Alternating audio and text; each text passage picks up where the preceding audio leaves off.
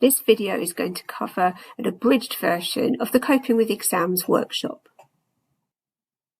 So this presentation covers 3 time periods before the exam, on the day of the exam and during the exam, because there are different things that you can do in those different timescales to support your revision and preparing yourself for the exam.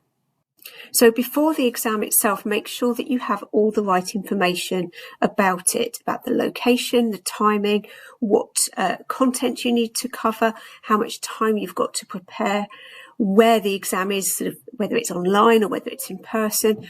All of those things can cause anxiety if you don't have that information. So make sure you fully understand that before you start revising. Next thing to do is to consider your time management, break the content that you've got to revise into topic chunks, think about what's the most important topics, the most important content to cover, and then make a plan of how to cover it, and always allow extra time because you never know what life's going to throw at you in the meantime. So making your plan, it's a good idea to have a weekly timetable so you can work out when you can put your revision slots in. Allow time for work, of course, as well as eating and having some time to yourself, a night out, and also important things like meeting your tutors and your lecturers as well. So it's a good idea to work out what the tasks are that you need to actually cover before you put them into that timetable. So working out what you actually need to do, what tasks have got to, what it's going to involve, are going to be really important.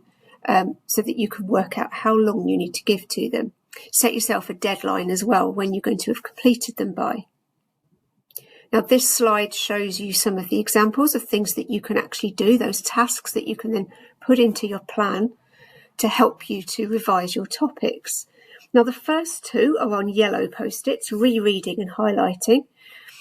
Those are inactive things that you can do.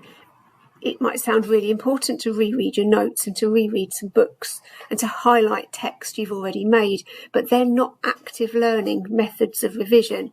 The green ones are all active things that you can do, and those are going to make it much more likely for your mind to remember that information because you are doing something active around it. So visualizing problems and working out how to solve them, making up mnemonics and acronyms. There's a slide coming up to show you what those are if you're not sure. Summarizing text, putting something you have read in your own words is really important. Trying flashcards, talking about topics, discussing issues with your colleagues, making notes when you're watching back videos of lectures or watching recordings or reading, making a mind map of the topic as you understand it already, and then answering past papers, all active things that will help you to remember the information you need to learn. So this is an example of the mnemonics I mentioned on the last slide. This is a nursing example. A nursing diagnosis needs an assessment, a nursing diagnosis, a plan, interventions and an evaluation. And that's been made into a little sentence, a nice delicious pie, using the initials of those words. So a nursing student could remember this mnemonic to remember what is the order of this process.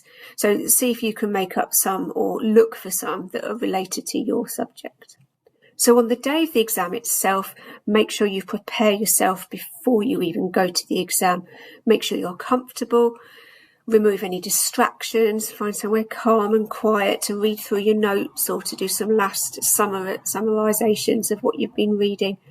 Make sure you arrive early or set up early, and make sure you've had a good healthy breakfast so that you've got enough energy to complete the exam.